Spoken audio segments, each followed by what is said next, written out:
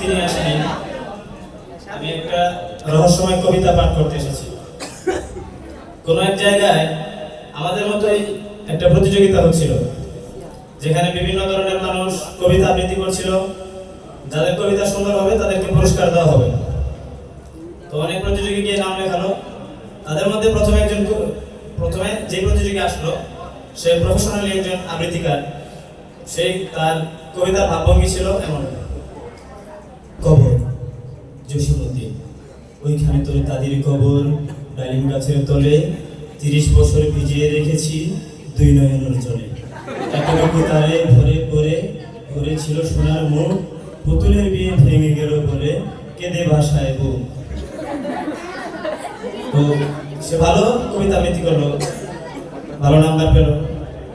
তারপর যে প্রতিযোগী আসলো একজন এলাকার নেতা টাইপের, সবসময় তো তার বিভিন্ন সমাবেশে ভাষণ দেওয়ার অভ্যাস। তো তার কবিতা আবৃত্তির শুনতে ছিল এমন: কবর ওইখানে তোর দাদির কবর, ডালিম গাছের তলে, 30 বছর ভিজিয়ে রেখেছি দুই নয়নের জলে। তো তার আবৃত্তি শুনে বিচারকরা উঠে দৌড় দিল। যার কারণে তাকে পাঠিয়ে দেওয়া হলো যে যদি আরো কোনো ক্ষতি হয়ে যায়। তো বিচারকদেরকে বুঝে শুনে আরো নিয়ে আসা হলো। তারপরে যে প্রতিযোগী, আমাদের কমি মাদ্রাসায় এটা অধিকাংশ দেখা যায় যে লাজুক টাইপের কিছু ছেলে আছে যারা কখনো কিছু বলতে চায় না বা কারোর সামনে দাঁড়ায় না। তো সাথীরা, বন্ধু বান্ধবরা মাঝে মধ্যে জোর করে পাঠায় দেয়, যার সামনে স্টেজে সে হাসাহাসি করে বা লজ্জায় কিছু বলতে পারে না।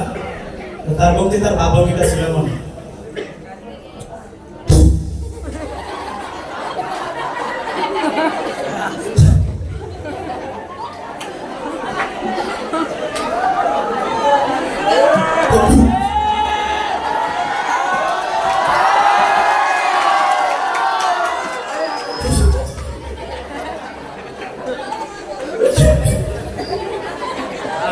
তার দ্বারা হবে না, যেহেতু সময় নষ্ট করছে তাকে পাঠাতে হবে। তারপর যে আসলো একটু ইমোশনাল টাইপের, আমাদের সমাজে পাওয়া যায় কিছু, কারো কিছু হলে যা ক্ষতি হয় তার থেকে বেশি ওই ব্যক্তি কাঁদে, ইমোশনাল টাইপের। আর কবর কবিতাটা একটু ইমোশনাল। তো তার আবৃত্তি ভাবভঙ্গিটা ছিল এমন: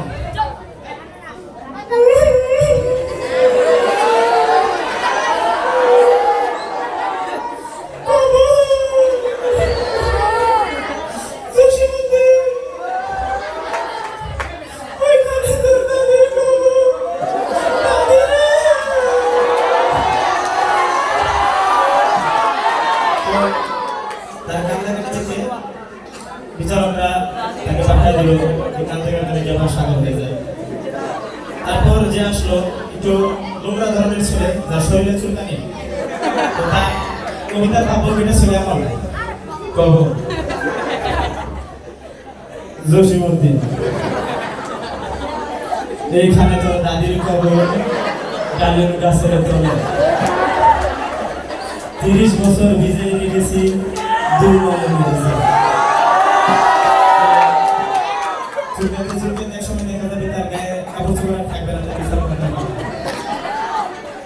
তারপর যে প্রতিযোগী আসলো আধা বেটা হিসেবে, আধা বেটার বলতে টুকলা মুখে বেজে বেজে কথা আসে। তার কবিতার ভাবভঙ্গিটা ছিল এমন: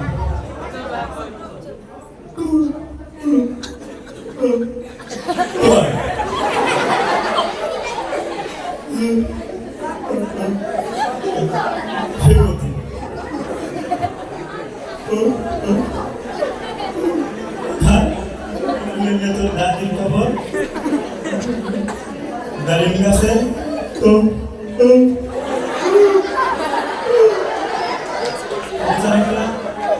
তাকে কল থেকে উঠাতে পারলো না, তলেই আটকে গেল, যার কারণে তাকেও পাঠাতে হলো।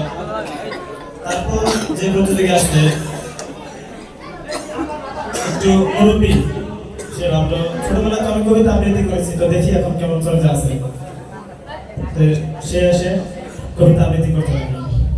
মুখে পান ছিল, তো পান খেতে গেছে বলা।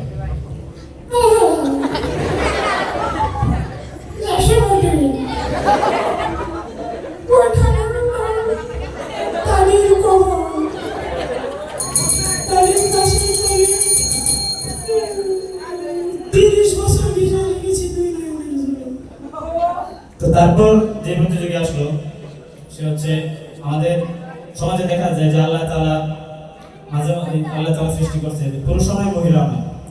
তো সে আসলো এসে তার কবিতা বলতে হবে কবর নে কবর আরে ভাষা বন্ধ করে দিতে দে আমার কবিতা দেখতে বলেছি অন্য কিছু না তার কবিতা ভাবকিটা ছিল এমন ওইখানে তোর দাদির কবর ডান কাছে